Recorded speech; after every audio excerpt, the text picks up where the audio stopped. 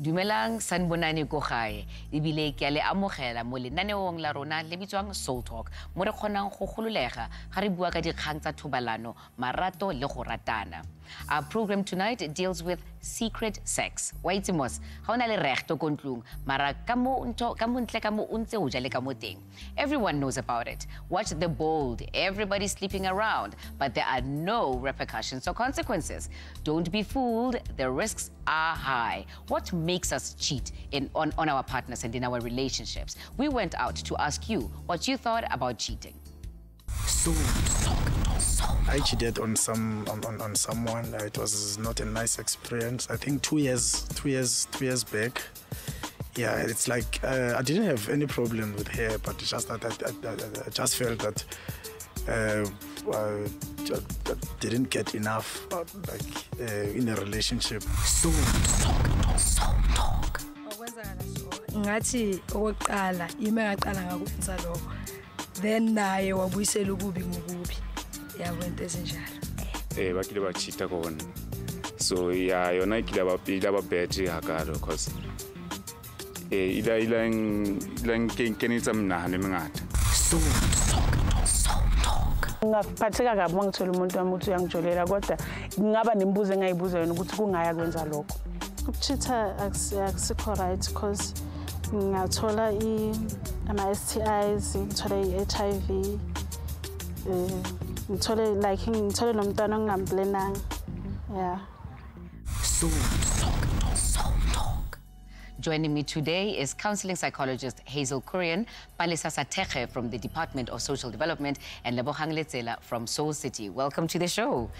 So, judging by that clip, there's a lot of us, Hazel, that are cheating, but yet we all sort of seem to also agree that it's not something that is ideal or something that we want in our lives. Can you speak more about that, please?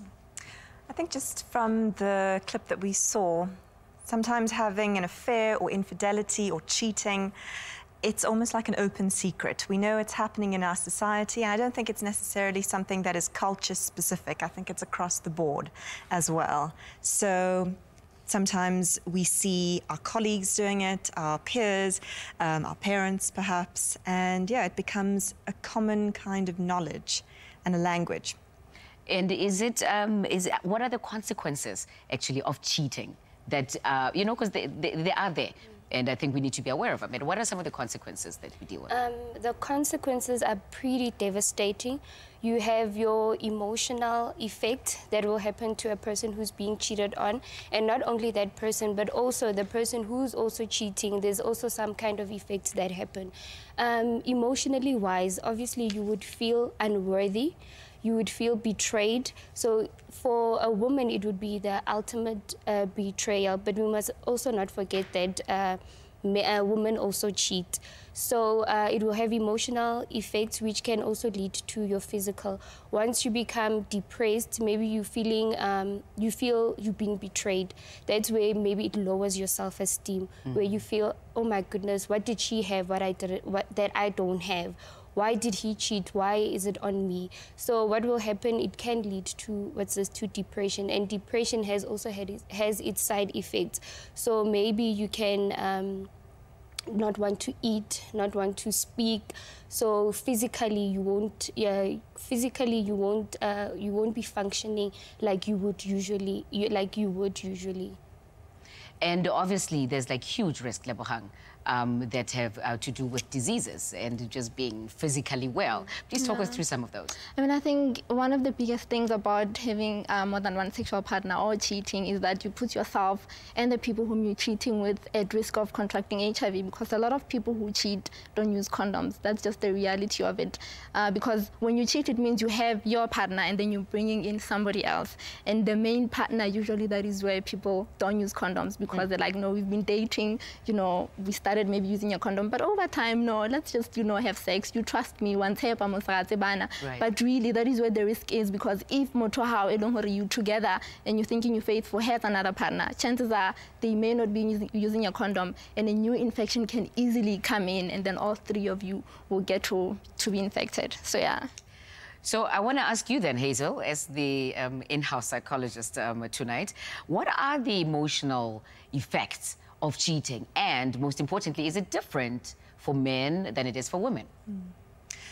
I think we need to be careful with regards to identifying who the perpetrator is or who the victim is. I think a lot of people assume that when we talk about perpetrators of infidelity, we assume that they're men, and then the victims are women. But we have, you know, women who cheat. We have people who cheat within gay relationships. So for the purposes perhaps here, you know, I'm going to speak rather broadly at first. And I think there are numerous emotional risks. There is, as you know, Pelisa was talking about, that feeling of betrayal, which can then, of course, also lead into, as the relationship continues, if it continues, resentment, anger, maybe wanting, you know, to take revenge on your partner. So either by cheating, you know, the victim themselves cheating on their partner, becoming more and more aggressive towards the person who cheated. And then, of course, there is guilt involved from the person who is the one cheating as well. Guilt, fear of recrimination as well, depending on, again, the family perhaps that you come from, the community in which you are. Not all communities and societies react the same to infidelity, and there are some very real physical consequences, you know, life-endangering or life-threatening consequences as well. So yeah, broadly speaking, those are some of them. And I think to answer your question around, are there any gender-specific things, I think that also has a lot to do with the society in which we live.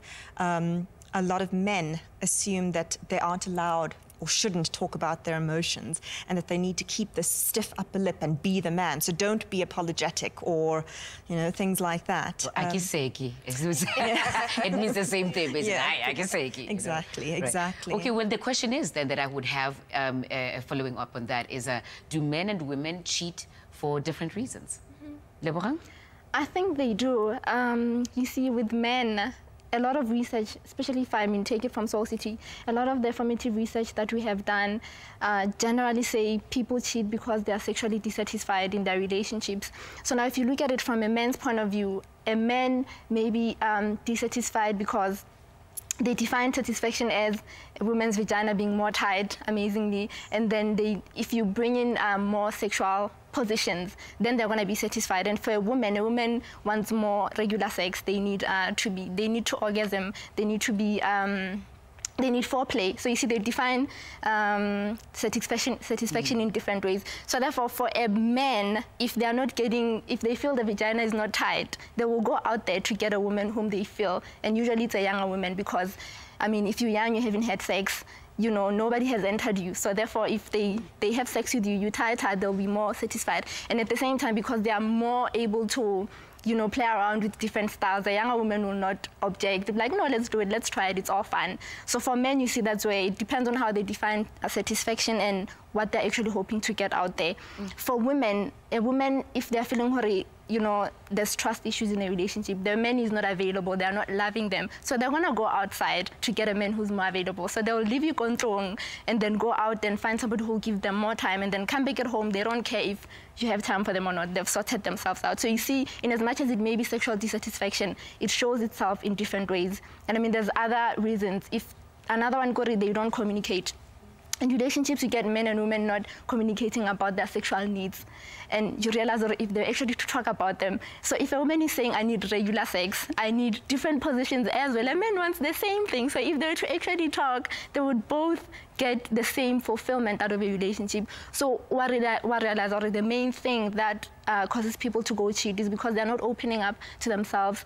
Babu get so in this way, and in that way there's no need for you to get a younger woman with a tighter vagina, because I think all vaginas are really I don't know about this tighter vagina stuff. I want to get a little deeper into that part in the point.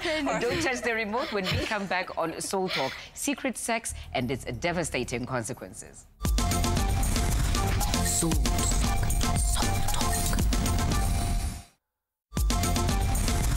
Soul Talk. Soul Talk.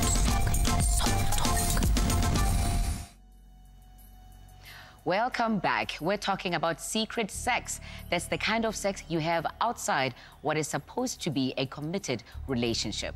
So before the break, Lebogang, you said something quite outrageous, quite frankly. I'm thinking like, no, I have to come back to this. What do you mean? They say we've been married 20 years. We've been married 20 years. You're the one who's made it wider. Now you want a tighter vagina? I mean, is that really what men are saying out there in your research? I mean, it's amazing because these are the perceptions that men have in our society. It's the myths that even I find that we as a society are promoting them if we're saying a man is allowed to have more than one partner, because they'll keep saying your vagina is not tight. Whereas, and then you know, a woman will not be satisfied because I feel inyani, you know, I keep it erect enough and my woman will leave me, so let me go get another one. And they fail to understand her. It's not about the size or it's about how and what you do with it.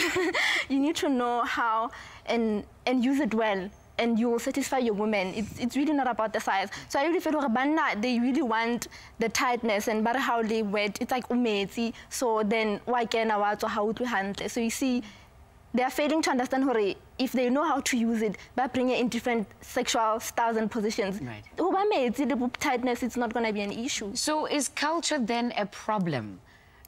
Because it seems like we're telling each other and perpetuating issues of just sort of like how much is culture then contributing to our sexual norms as they exist now? Okay, I think also we need to also track back that we are living in different times. What we used to do before then won't be the same as today. We also need to be current. I mean, with HIV, we're trying to decrease it. So to say to have more than one partner, it's cultural. We need to now start re-looking at that, to say now, we don't want to have multiple concurrent partnerships where you are involved with more than one person or you are cheating because you feel that you are not satisfied. Let us open communication. Let us start talking. If you feel that you don't want a wet vagina, let's talk and let's see how do we come up with a solution so that we are both happy. Let's not go look outside. So I think we need to start talking about our sex lives, and we must also be honest. You mustn't just talk and say, I want this, I want that, but be honest and say, if you touch me like this, then I think it will enhance, our sex life. Right. Let's stop going to Inyati to go get that, because you can also get it at home. And also for the vagina tightness and all that, let's also not forget other resources we can use. You can also go to the adult shop. They can give you things you can use to enhance things like that. So I think let's start talking openly about sex and let's be honest and stop looking outside. Now, some people, Hazel, say that they're having secret sex to actually protect their loved ones, you know, almost like with my wife, I can be such and such, she has to be protected, and then I can get freaky with the neighbor. Is that something that we're seeing more and more of, or is that, you know, how wide is that perception? I think often with issues like this, it's not so much that it's only started in the last few decades. I think we're just starting to speak about it more and more. And, you know, there's this term known as the Madonna whore complex. So you marry a woman, you want her to be the mother of your children, the daughter to your parents. And so sometimes a lot of people have the idea, or a lot of men perhaps have the idea that we can't ask for illicit sexual affairs or sexual practices from our wives. They're just going to say no. It's disrespectful maybe even. And so there are other women out there who I can get my freaky deaky sex on with. Right. And I think this idea of protecting our partners by lying to them or lying by omission, it doesn't work. You know, who are you really protecting, especially if you're having unprotected sex, you know? Because we are seeing, I mean, it is so not true. We are seeing how many people are just infected within, with diseases. And I mean, that's the reality, is that whatever it is that you may believe in, ultimately, Lebogang, there are huge consequences to having sex outside of your partnership. Are there not? No, there are. And I think as soon as we understand really, when you have more than one sexual partner and you don't use condoms consistently every time when you have sex, new infections did again, whether you like it or not, because especially happy I understand that as soon as you first contract the HIV, the viral load is high. As soon as you decide you're not gonna use a condom, it's gonna, transmit to the other person very quick. And because it goes sexual networking, all of you are gonna have it. So then what's gonna happen to your loved ones? That's actually the perfect place to watch this clip. Does secret sex really protect you? Before you answer that question, watch this clip from the film Secrets and Lies, taken from the Untold series. Soul Talk. Ngiyajabula ukuthi usuzoba sekhaya manje yazi. Kanti futhi ngiyajabula ukuthi nomsebenzi wakho uhambe kahle. Thank you. Yazi ngicabanga. Ngicabanga ini? Ngicabanga ukuthi mina nesithando sami sihambe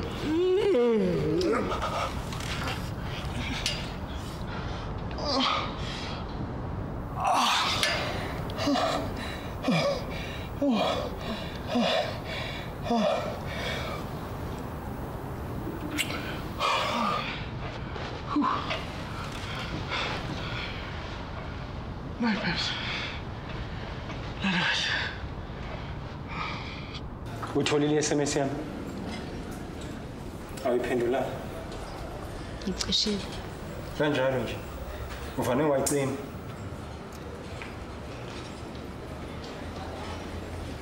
Ucabanga ukuthi ngiyayifuna yonke lento. Uthi ngiyafuna ukukhathalela. Uthi ngiyafuna ukukuthanda. Ngizithuba nje. Sinike ithuba. Lento kade sinayo bengisiyiphutha. Ibidaliwe.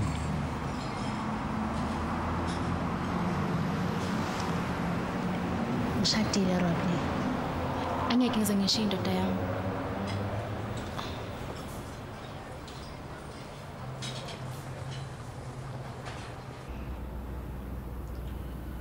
Ufuna ngihambe manje? Ngiyacela Themba. Hallo. La namhlanje.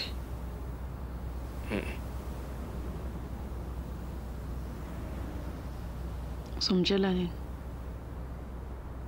Manjak. Please.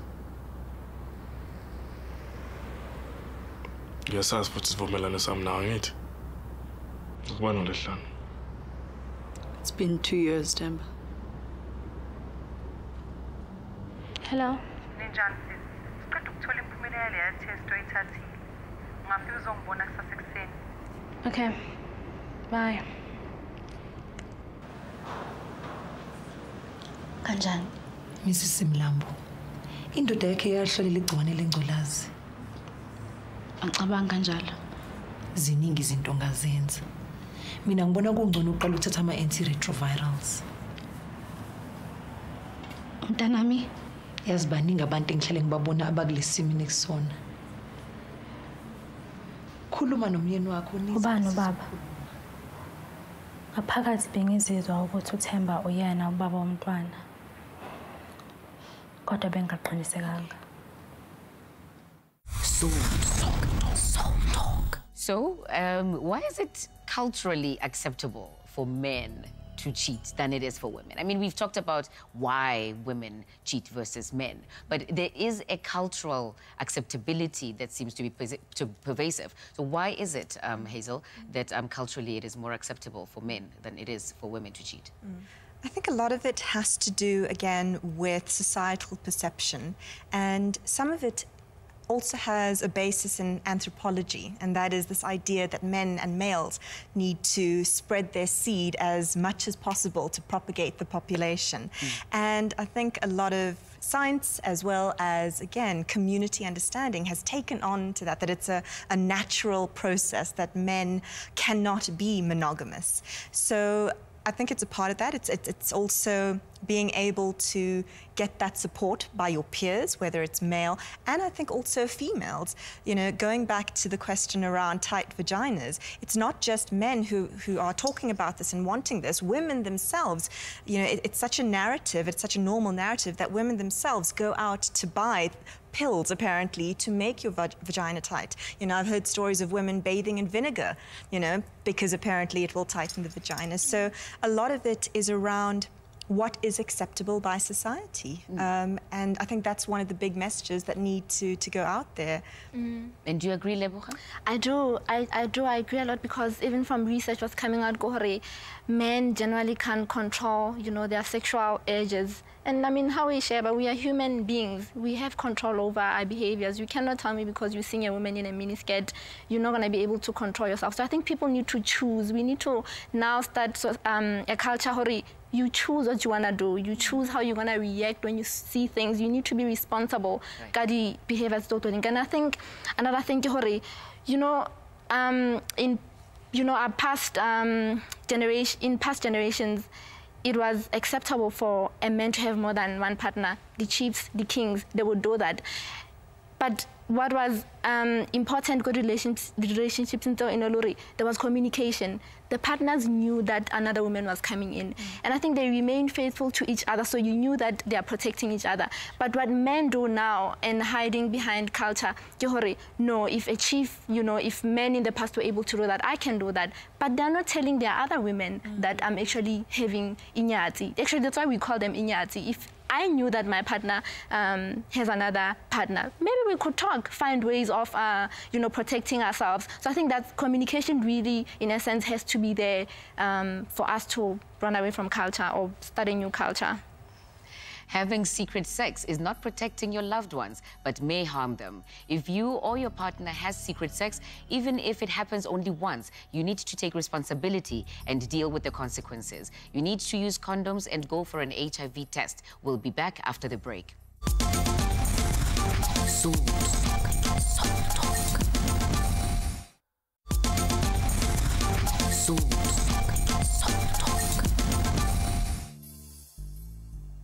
Siyanamukela futhi Soul Talk, where tonight's conversation is about secret sex and its consequences. Have you ever had to ask someone to lie for you because of your affair? How fair is that really? The clip you're about to see is about exactly that. Let's see.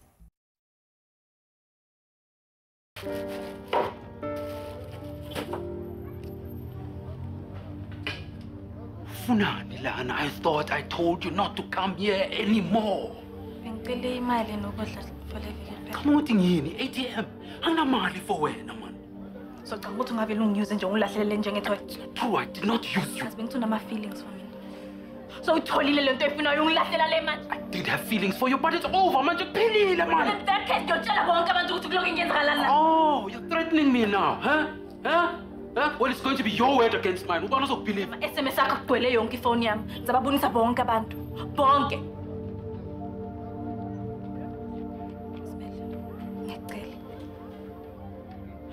Ngicela ukudla nemali encane nje for this week, ngiyacela.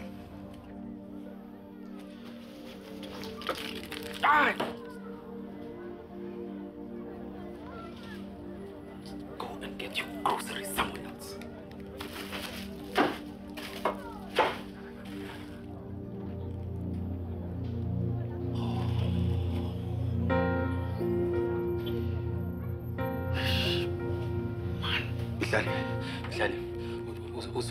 What did you hear everything? Oh, okay, look, don't worry, okay? Look, it was nothing, okay? It was nothing. All right, nobody has to know about that, okay? You just have to promise me that you won't tell anybody about this, especially Mama. Please, your mother mustn't know about this. It can be our little secret, okay? Just between you and me. I see you're doing homework. I can help you with your homework. I'm going to help you with your homework. Huh? Okay, what is it? Geography, huh? We've seen how that clip goes. So what is wrong, Palesa, with Zimele's behavior, really? I mean, really, how can he ask a small child to lie for him? And this is his daughter we're talking about. I think as parents, especially when our children are growing up, they look up to you. So you are their role model. So now you are teaching your child that it is okay for her to lie. So it's definitely not right. And what Zimele asked the child to do was keep information that could be detrimental to the family system, because we know that children become victims of cheating because now we get family breakdowns. You'd find that couples are divorcing because of cheating. So the children themselves become the victims of this. Now they're going to start blaming themselves. The child could end up blaming herself to say, but why didn't I say something? It's also a betrayal to her mother because she's a little girl, and I do believe that her mother would be her role model. So it's also putting pressure on the child. I mean, how do you keep a secret from somebody who you dearly love?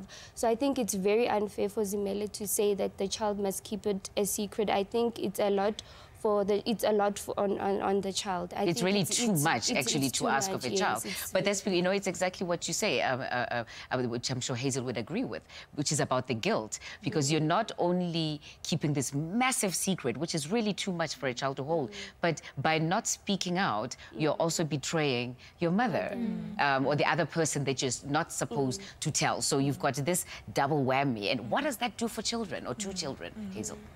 Well, I think a lot of children experience this collusion that happens between the parent who is cheating and having to choose, you know.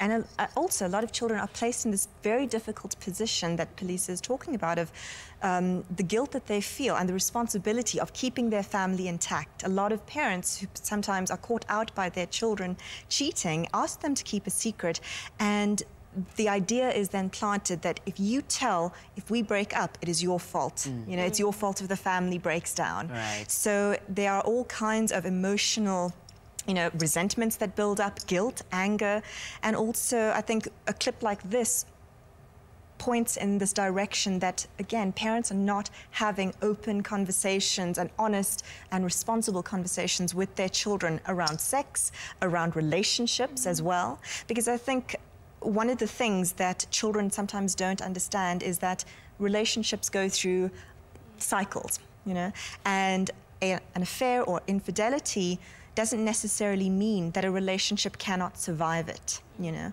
Right. And, yeah. But the question also, Lebogang, is that it's not just children. Okay, so that's an obvious one where it's like, daddy, bad, daddy's very, you know, not behaving very well. But really, even when you're asking your friends to lie for you, you know, I'm friends with your wife, now I see you doing some manga outside, and now I'm stuck between a rock and a hard place of like, do I tell my friend and get them out of here? Because God knows also, my friend can also turn on me and say, why did you tell me about my husband cheating? So it's you putting people in a very awkward position. And how can this also affect friendships and not just children? I think with friendships, Corey, it puts a burden because now when you love somebody or you have some form of a relationship, you want to be open with them. You want to be an open book and tell them what you know. They tell you what you know. You want to know how there's trust and you talk about everything. So as soon as you bring that in, now it's like I can't tell you what I know is actually putting your life at risk. And that is not friendship. Again, that is not love. As soon as I do that, I'm actually saying I'm no longer your friend, because a true friend would tell another one. But then again, as you say, it's like a catch-22. If I tell you, I'm forcing you to react. You may have to make a decision which you didn't want to do.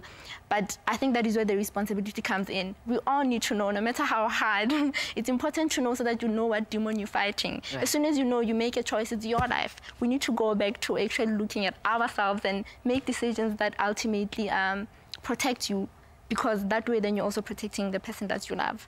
Is there any kind of advice to give to, you know, how much, if you're on the outside in particular, or on the inside, of like when to tell or should you tell? You know, I mean, it's like, are there rules of engagement? Because you could make the situation worse or better. I suppose you shouldn't be in this situation to begin with. But say you are, what is it that one should keep in mind about like whether to tell or not? Anybody got any words of wisdom on that one? Can I maybe just say that, yeah, it depends perhaps on how well you know the people in question. How are you friends with them? Are you a co-worker? Is it someone who maybe just lives in the same office, you know, or apartment block as you?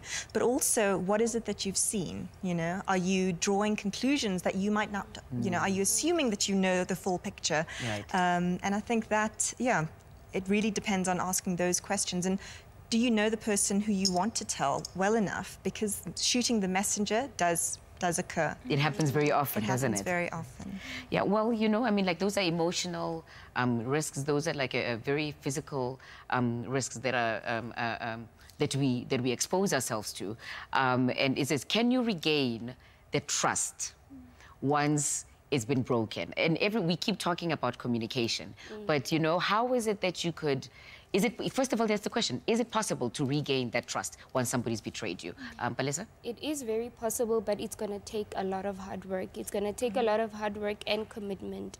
You know, there was this time I had a client who was a man who came, and this time I was still a student doing my honors, and I had my supervisor there. So he came in, and when he came, he said, you know what, umfazi wami makalala ugqoka ibhruku and ufaka ibelt, so mina ngikwazi ukuthi how ngithi mangithi ngibheka le naye ubheka le. But if you look into the problem and ask why is it she doing that, you'd find you call the wife to come in, and then you have a joint intervention so that you can hear both sides of the story. The man hasn't said the full side, but the woman is saying, but ubaba has once cheated, no mama was next door. That's why mina ngifaki brook, angifuni, because I know ukuthi uwenzani. But with proper intervention, I mean, we do have our officers, social development in our regions. With intervention, it can happen. It takes a few sessions. You can get over it. And with this couple, we did go through a few sessions. In the end, they were able to talk, and this becomes very emotional. She was able to say, and also that she has gotten out in the open. She couldn't talk about it. Yes, ubaba did this, but then they didn't discuss it to say, this is how it made me feel. So in the sessions, she's able to say, but it hurt me, Baba. And the Baba didn't know that. For him, it was just, hi, umama say next door, how I need to meet her so pelid. So with joint intervention with both the wife and the man, if you are able to sit and communicate and honestly, then you can definitely regain the trust. All right, when we come back, we'll be speaking more about secret sex.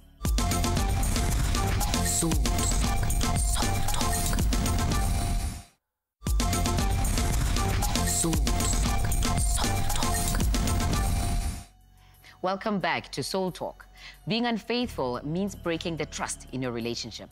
There's a great old saying, I'm not sad as much as about the fact that you lied as about the fact that I can never trust you again. We were talking, ladies, before the break about trust and that you can, you know, you can work on getting it back. But it's like that crack, man. Hazel, that crack is there, and for a good reason. Because we saw earlier in another clip where a husband infects his wife. You know, I mean, you can also have wives infecting their husbands, but it's like, you know, what if, and it comes to that whole, we're talking about trust, but how do you really know? And how can you keep protecting yourself in this particular instance where you're in a committed relationship? You've gone over some difficult stuff, but can you still protect yourself even more, Hazel? I think there are very practical steps that a couple can take. A lot of it is around communication. And sometimes I think sex is such a taboo topic. And isn't it ironic that we can't talk about sex with our partners, but we live in a society where we know affairs and infidelity happens. And very often are able to turn a blind eye. And the whole thing, I mean, obviously, because we live in an age where infection, you know, with HIV, you know, venereal diseases, pregnancies as well, occur, it's a very serious topic. And so I think if we actually realize that, and again, we know sex is fun, and we can actually have fun conversations and fun, you know, fact-finding missions with our partners. We need to speak about it more often, you know, whether it's premarital counseling, whether it's when you're in a relationship, whether you've been in a relationship for 20 years, whether you've been dating someone for 3 months. I think that door should always be open. And added to that as well, I do think that relationships can survive, you know, testing. They need to have, you know, regular testing. Make it a part of your relationship. And I think those are just very practical reasons or things that couples can do. But again, the communication is such an important aspect. Lebogang, why is it that committed couples seem to struggle with the concept of using condoms, well, forever? You know? Like, I mean, because that's a possibility. I think if you're to protect yourself, we were talking about protecting ourselves, isn't that the one way that could guarantee in between the testing? Because as we know, there's those window periods where a lot can happen. But, you know, we seem to have a struggle with the idea of using condoms, especially in committed relationships. I think the problem really in committed relationships, when we're starting out, we may decide to go for an HIV test, and then we know we're both negative, and we decide we're not gonna use condoms. I guess in such a case, you are deciding that you're gonna be faithful and you're not gonna use condoms. That's another way. Some people don't go for an HIV test. We start using a condom maybe the first few times. We stop because we have this trust. I don't even know your HIV test. We haven't even defined our relationship. We don't know what we are doing. We are just going with the flow. That is also what young people do. They go with the flow.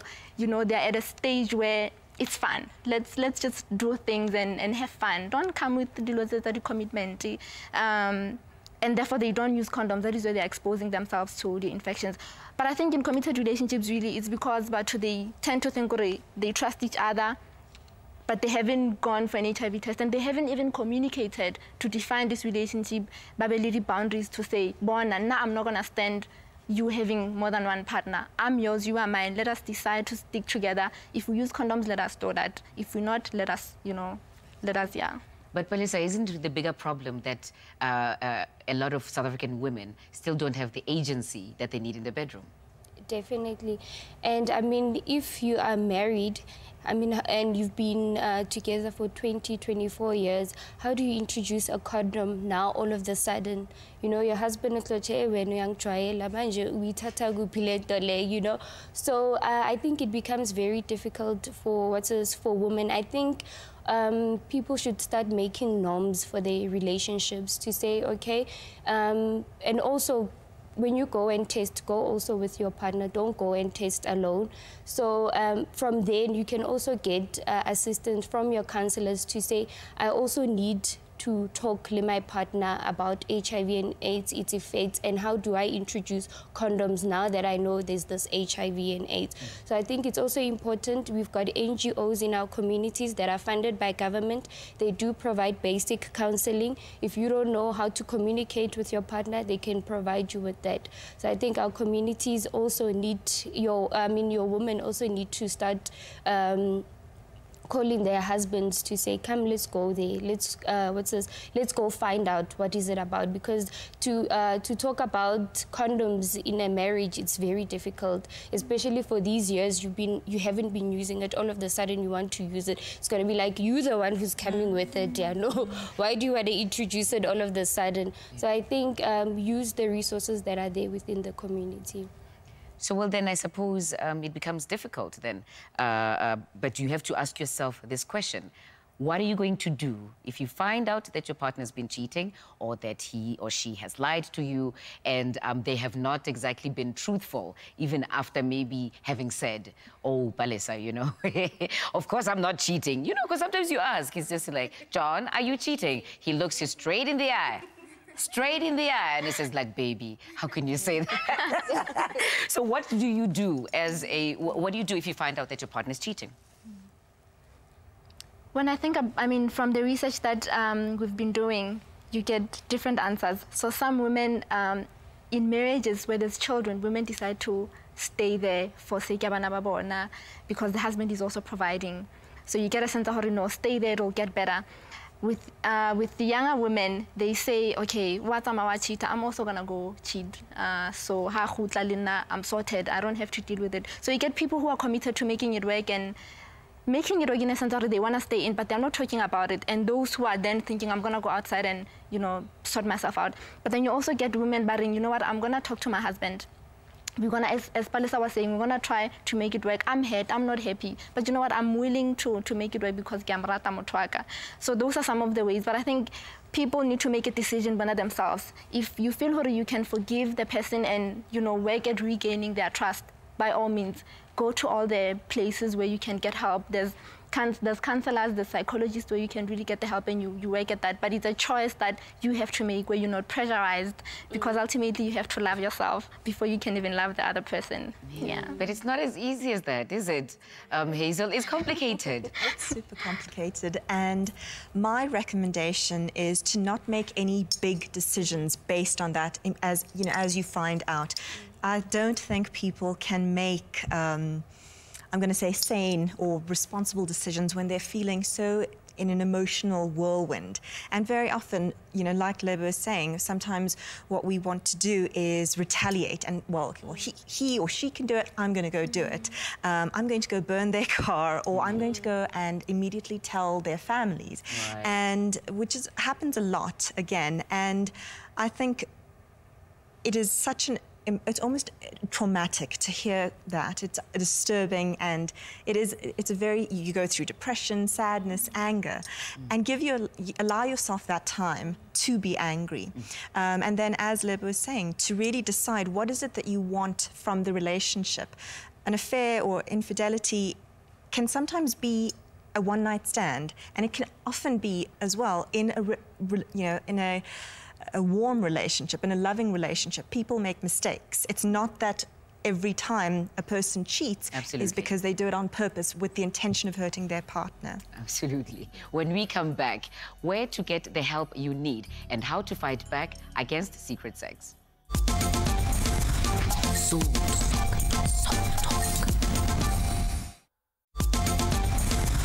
Soul Talk. Welcome back. Just to wrap up our secret sex episode, we recognize that in a world where it's taboo for women to talk about sex, while it's culturally acceptable for men to have more than one partner, HIV does spread quickly. Now, the question that I have for you is that we know what the problem is. What are some of the solutions? I'll start with you, Lebra. Okay. I think, for me, the solutions have to be based on what the problem or what the source or the root of the problem is. If I'm having more than one sexual partner because of transactional or, because of poverty. Maybe let's take poverty. I need money, so like Lulu, Zimele Watla, and then he gives me money. I need to seek out ways of how to get financial, income without sleeping with another man who's gonna probably impose on me that I shouldn't use a condom. So I think that's another way.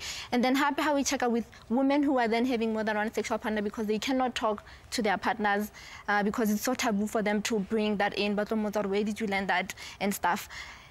She needs to find ways of how to bring that in. She needs to start making the conversations, find ways of trying to talk to your partner until it gets to a point where you're comfortable with sex. So I think really the solutions are dependent on why. If a man who feel out it's so hard for them because I can just they really just get that rush, they can't control it. If you know the alcoholic, more because a lot of people say alcohol goes into their pens. If you know that it just gives you that, then try to control your sexual urges because we really can control them. Your one partner, when it's time, the urges take it to the other. Leave alcohol, don't cheat, and just go stick to your one partner because you do have somebody whom you can sleep with. So I think really solutions are dependent on what the root cause of why you're cheating is. And we also hear that women sometimes have secret sex as revenge on their partners, to say that, well, if you're doing it, then I can also do it better. But surely, Palisa, that's not a solution. No, definitely not. That's not a solution. What I would say would be one of the solutions is love yourself. Love yourself enough to care about yourself and other people. And I think if you love yourself, you wouldn't intentionally hurt yourself. So love yourself and also love your partner. And I think if you love yourself, you wouldn't want to hurt yourself. So obviously, if you're going to love somebody, you wouldn't want to hurt them. So I just say stick to one partner, be faithful, and condomize consistently, not sometimes. These are very individually based solutions. What about societal ones? As a society, what are some of the things that need to change in order for us to really start making a serious dent or more serious dent into the new HIV infection rates? I think a message that would benefit society and thus the people living in it would be around ownership. Take ownership of your actions, not just as someone who cheats, but also someone who is cheated on. You know, if you know that your partner is cheating on you, why are you not speaking about it? Why are you perhaps still with that person? And what can you do to try and salvage the relationship with, you know, regards to infidelity? And I do believe that there are relationships that can survive infidelity. More often than not, infidelity is not necessarily the cause of the end of the relationship. It's an outcome in terms of what are some of the dynamics that are playing out in your relationship. And so there are places that you can go, counseling centers, psychologists, friends, family. You know, we live, again, in such a well-informed society. There are places that you can access, even just talking about it. We talk a lot. I mean, all the stuff that you mentioned, Hazel, is stuff that is ingrained in our society. So the final question goes to you. Can we change culture? I think we can. Culture, high rigid, it's very flexible. You know, we decide on how we are going to do things. That is just how we are socialized. So it's about time, when you see somebody a cheater, do something about it. Don't keep quiet. Let us not perpetuate the norm. It's secret sex. We should do away with that secret sex. If it means to stand against because let us do that. Let us just stand up and say no, cheating is wrong. I think it's a culture that we can start, because culture really, it's very flexible. Thank you so much to all my guests for being with us on this evening. Remember, if you and or your partners carry on having sexual relationships, the only way you can protect yourself from HIV is by using condoms each and every time you have sex with each other and with your other sexual partners. I'd like to thank all my guests. And remember, for more help on how to communicate better and have great sex with one partner, you can read Soul Sex or order it from 0860-11-5000 or email us at orders@soulcitydistribution.co.za. You can also contact Lifeline for counseling at 0861-322-322. Until next time, have great sex with one love.